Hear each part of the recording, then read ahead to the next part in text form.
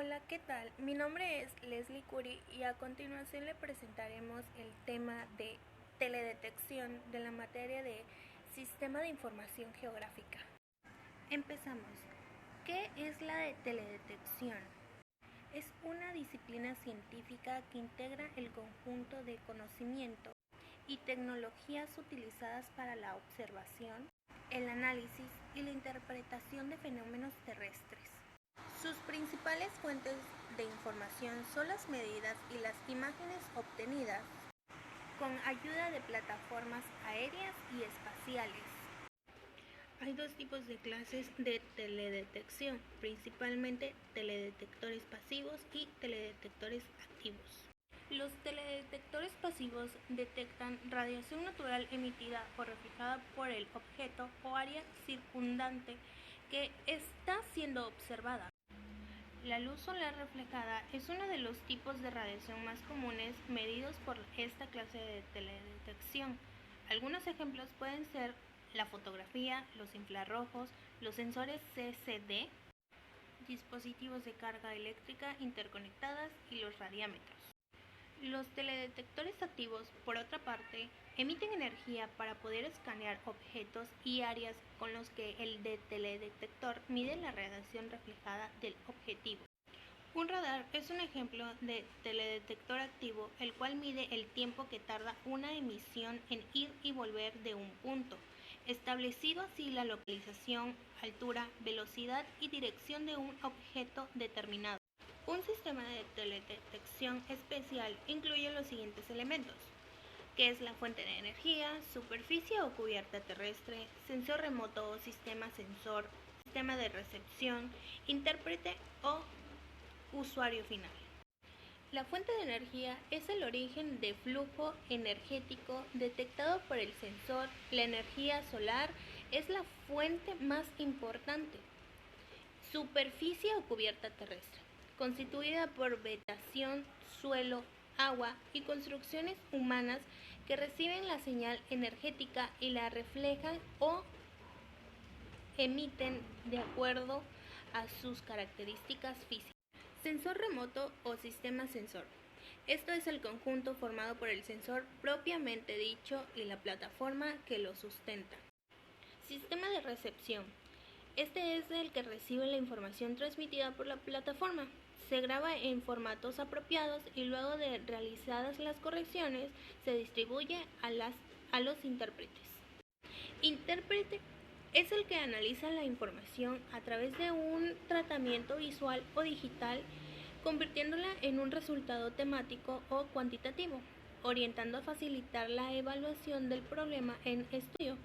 Y por último tenemos el usuario final, que es el que recibe el documento luego de ser interpretado.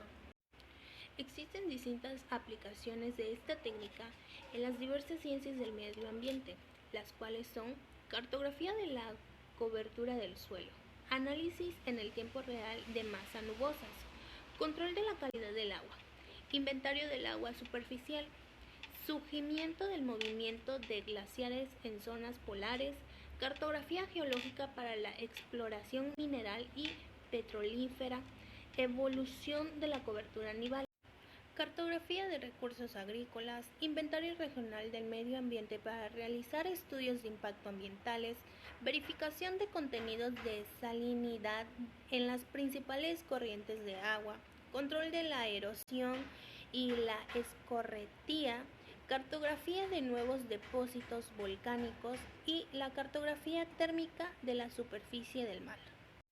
La mayor parte de las aplicaciones ya mencionadas no son exclusivas de la teledetección espacial, sino que comparten su empleo con la fotografía aérea y los trabajos.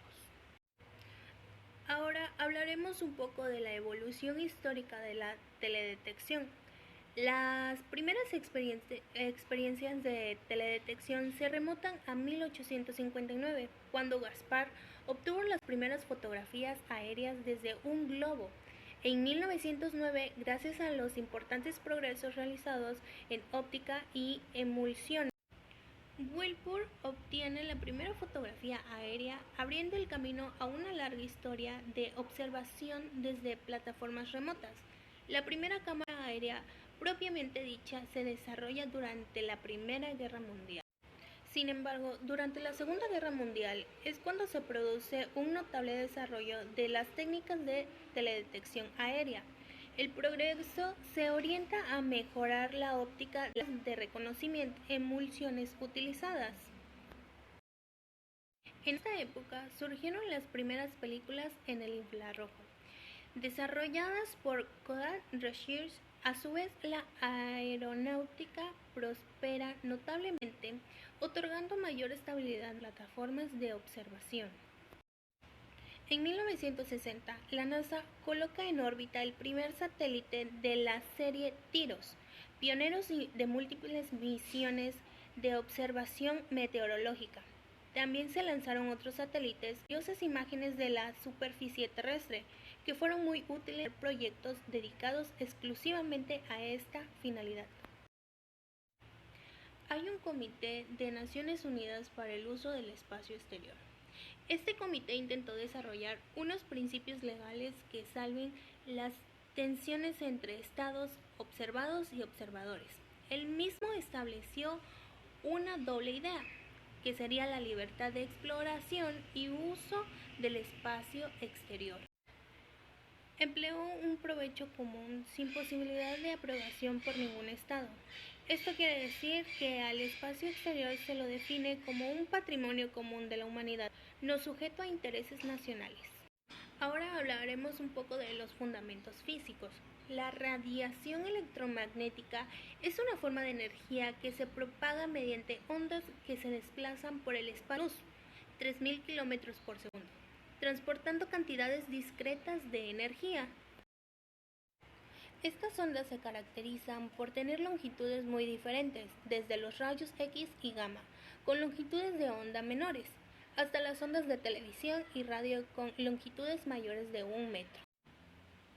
El espectro electromagnético es la energía electromagnética que se transmite de un lugar a otro, siendo un modelo armónico y continuo a la velocidad de la luz y conteniendo dos campos de fuerza, otorgándoles entre sí eléctrico y magnético. Las características de este flujo energético pueden describirse por dos elementos. Longitud de onda es la distancia entre dos picos sucesivos de una onda. Frecuencia es el número de ciclos que pasan por un punto fijo de una unidad de tiempo. Las regiones más utilizadas por las diferentes técnicas de teledetección son luz visible, infrarrojo reflejado, infrarrojo térmico y el radar. Esto que podemos ver aquí es un esquema de una onda electromagnética. Se puede describir cualquier tipo de energía radiante en función de su longitud de onda o frecuencia. Aunque la sucesión de valores de longitud de onda es continua, extendiéndose desde las más cortas, que son los rayos X y los rayos gamma, hasta las kilométricas, que son las telecomunicaciones. Suelen establecerse una serie de bandas en donde la radiación electromagnética manifiesta un comportamiento similar. Series de bandas espectrales. Tenemos el espectro visible, de 0.4 a 0.7 micrones. Lleva ese nombre porque es la única radiación electromagnética que puede percibir la visión humana. Se distinguen tres bandas elementales: la azul de 0.4 a 0.5 micrones, la verde de 0.5 a 0.6 micrones y la roja de 0.6 a 0.7 micrones. Infrarrojo próximo o cercano. También se denomina infrarrojo reflejado y fotográfico, ya que puede detectarse a partir de cintas dotadas de emulsiones especiales. Esta banda resulta importante por su capacidad de detectar masas vegetales y concentraciones de humedad. También tenemos el infrarrojo medio de 1.3 a 8 micrones. En esta banda se entremezclan los procesos de reflexión de la luz solar y de emisiones de la superficie terrestre. Y por último tenemos el infrarrojo lejano o térmico de 8 a 14 micrones. Este es el que incluye la porción emisiva del espectro terrestre. Interacciones de la energía electromagnética con la atmósfera. Entre el sensor remoto y la superficie terrestre se interpone un medio gaseoso, la atmósfera, que se interfiere de distintas maneras con el flujo radiante que emite la superficie terrestre. La atmósfera es la envoltura de aire que rodea la Tierra y está compuesta en su mayor parte por nitrógeno, oxígeno, ozono, dióxido de carbono, vapor de agua y contaminantes. Justamente estos componentes atmosféricos son los que interaccionan con la energía electromagnética de las siguientes formas. Refracción. Se produce cuando la energía electromagnética atraviesa capas de la atmósfera de distintas densidad. Reflexión.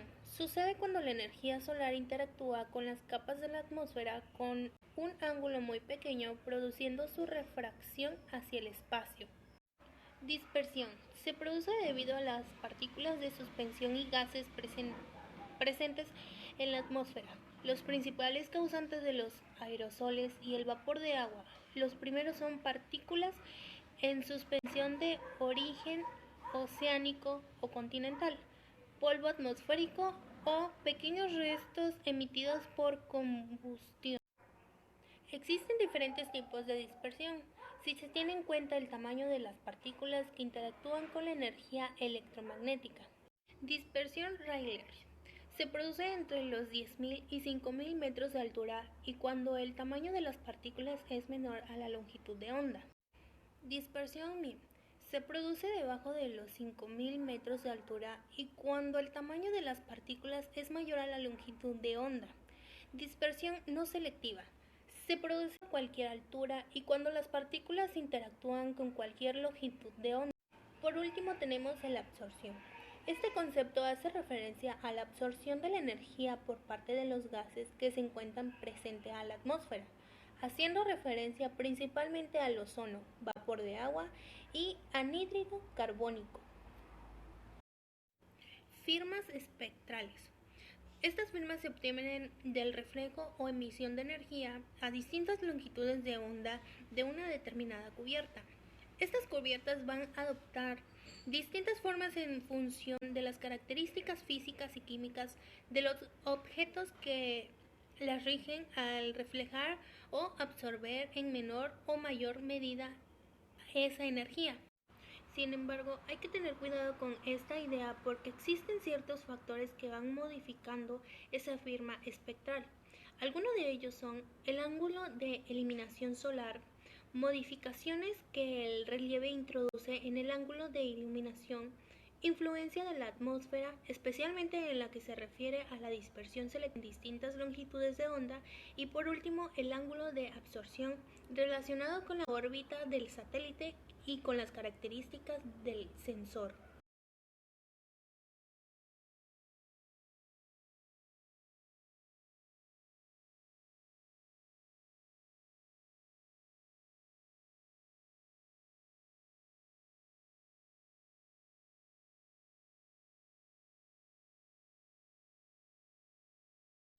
Tenemos las curvas espectrales de la vegetación, lo cual ofrece notables dificultades como consecuencia de los múltiples factores que influyen en la radiancia final detectada por el sensor. Ellos son los siguientes. La propia reflectividad de la hoja en función de su forma conteniendo de humedad.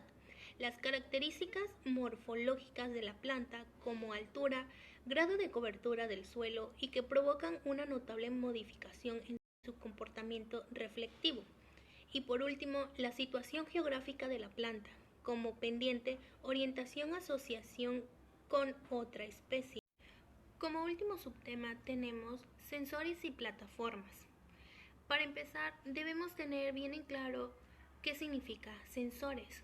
Bueno, un motor es un instrumento que tiene la habilidad de captar información sin entrar en contacto con el objeto.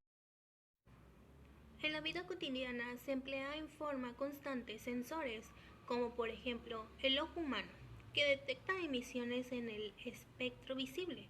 El oído es un sensor que capta emisiones sonoras y la piel detecta emisiones calóricas. También tenemos la resolución de un sistema sensor.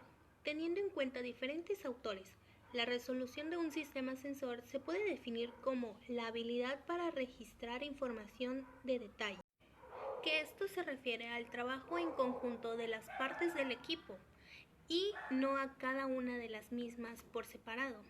Esto quiere decir que la resolución de un sensor depende del efecto combinado de todas sus componentes. Esta definición engloba varios aspectos o manifestaciones que son las siguientes. Como primero, tenemos la resolución especial, que esto se refiere al objeto más pequeño que puede ser distinguido en una imagen. Tiene un papel protagonista en la interpretación de la imagen porque indica el nivel de detalle que ésta ofrece. También tenemos la resolución espectral, que esta es la que indica de bandas o regiones espectrales en las cuales el sensor puede registrar información.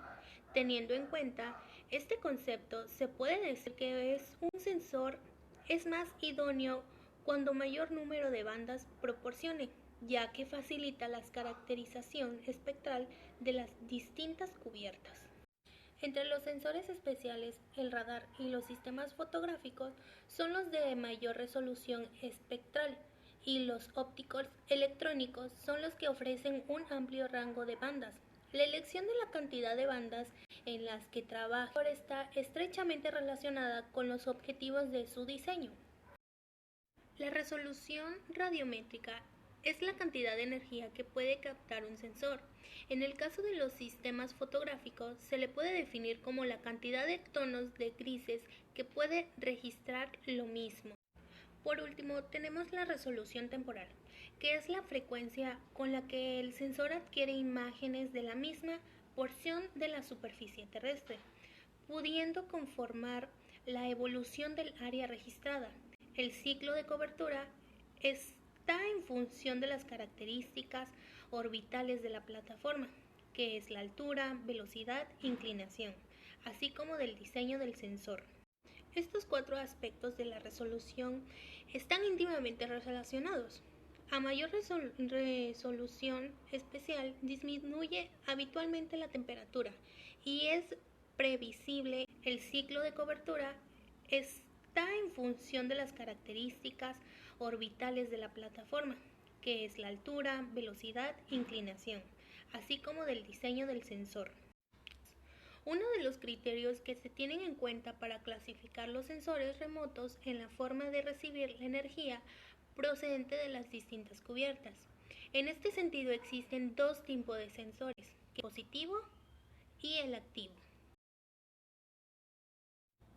El positivo son aquellos que pueden registrar información a través de la energía emitida o reflejada por los distintos objetos, siendo el origen de esta energía una fuente ajena del sensor. Y en activos son aquellos que pueden registrar información a través de la reflejada por los distintos objetos, siendo el origen de esta energía del propio sensor. Esto quiere decir que es capaz de emitir su propio haz de energía. Estos son más flexibles que los primeros porque casi no dependen de la condición exteriores del sistema sensor Tierra. Tipos de sensores pasivos. Estas cámaras están conectadas a satélites de posicionamiento global que le indican en el momento de sacar la fotografía la posición geográfica de la misma. De acuerdo al procedimiento que emplean para recibir la radiación procedente de los objetos, se pueden clasificar en sensores fotográficos, ópticos electrónicos y antena. Sensores fotográficos. En teledetección, el medio más utilizado continúa siendo la cámara fotográfica desde plataformas aéreas. Su funcionamiento se basa en la impresión de un objeto sobre películas fotosensibles, con el apoyo de un sistema óptico que permite controlar las condiciones de exposición. Las cámaras que se utilizan para obtener fotografías se denominan fotogramétricas y periscopio. Las fotogramétricas son cámaras especiales que tratan de minimizar las deformaciones de las fotografías. Esta cámara va acompañada de un equipo auxiliar utilizado por el operador de cámara, constituido por un controlador, que sincroniza la toma de imagen con la velocidad del avión con el objeto de lograr la cobertura total del área. Periscopio, que controla el rumbo del avión evitando que se desvíe del área que debe enfocar. Los sensores ópticos electrónicos consisten en un tubo que contiene un sistema multiplicador de electrones, con un dispositivo de observación en un extremo y una lente en el otro. El tubo recoge la luz y la amplía hasta 50.000 veces. Estos sistemas trabajan entre los 0.7 y 1.2 micrones de longitud de onda. Estos combinan una óptica más o menos similar a las cámaras fotográficas, pero poseen un sistema de detección electrónica que les permite transmitir a distancias las imágenes captadas en tiempo real.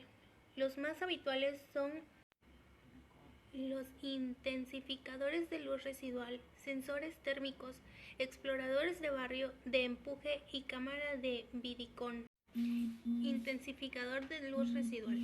Los ILR de primera generación amplían las imágenes en etapa y se les denomina tubos de cascada. Los de segunda generación mejoran ese sistema de cascada y se les denomina placa de microcanales, empleando fibras ópticas para acelerar el proceso. Los que se utilizan en infantería de marina puede distinguir con la luz de la luna a un hombre a 600 metros y a un vehículo a 1000 metros. Los sensores térmicos captan la energía emitida por los cuerpos desde los 2.525 grados centígrados hasta menos 175 grados centígrados, que se distribuyen en las regiones del infrarrojo medio y lejano. Estos sensores son de uso habitual en las miras infrarrojas que emplean las aeronaves de ataque. Exploradores de barrio. En muchos equipos de exploración por barrio, la señal recibida se descompone en varias longitudes de onda, cada una de las cuales envían a un tipo especial de detectores, sensibles a este tipo de energía. En este caso, se habla de exploradores de barrio multiespectral, ya que se detecta la misma suficiente de terreno a distintas bandas del espectro.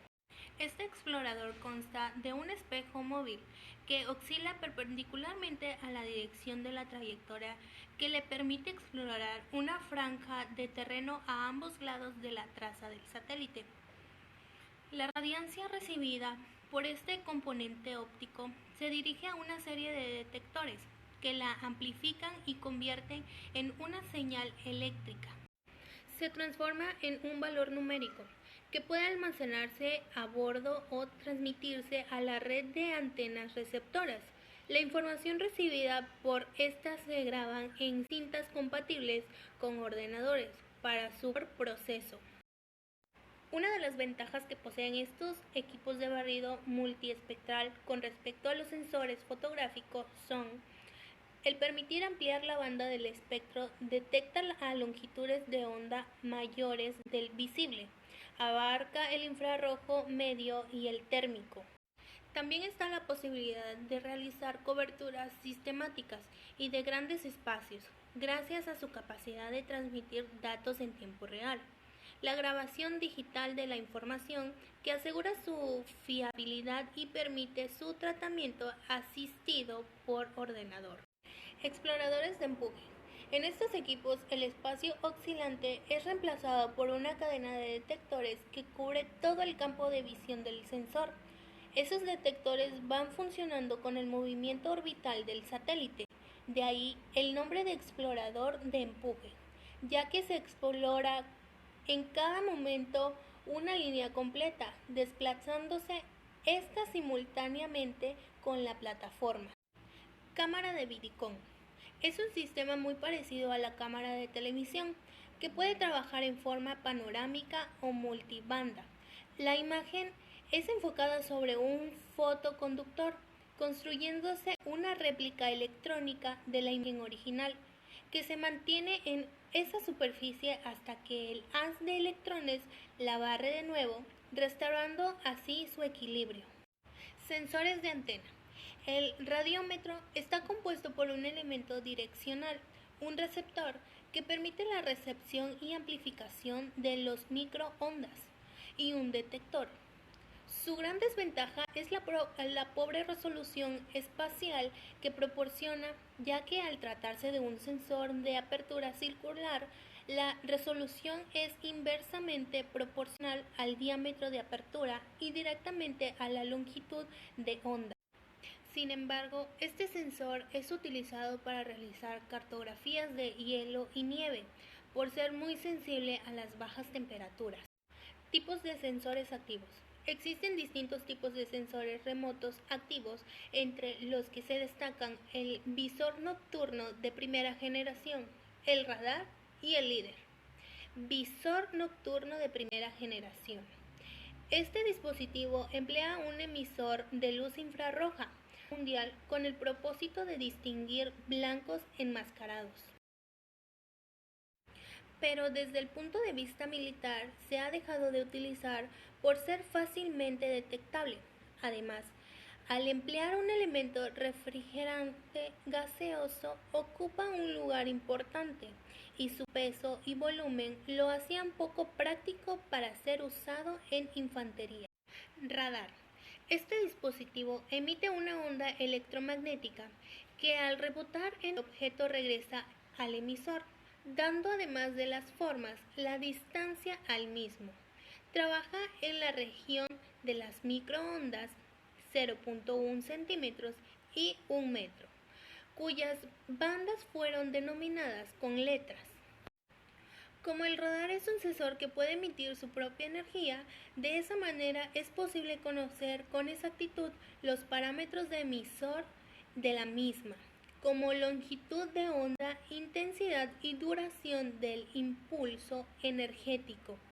El radar de apertura real se inventó en 1974, pero en la actualidad ya no tiene más utilidad.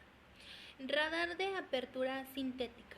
Este surgió después del anterior, debido a la necesidad de conseguir una mayor resolución espacial de 30 metros, sin aumentar el tamaño de la antena del radar. Y por último tenemos las plataformas. Son los medios donde se ubican los sensores para obtener la información necesaria. Puede ser trípodes para las cámaras fotográficas, globos aerostáticos para los sensores meteorológicos, aviones para las cámaras fotográficas aéreas, satélites para los barredores multiespectrales. Bueno, pues este sería todo el tema.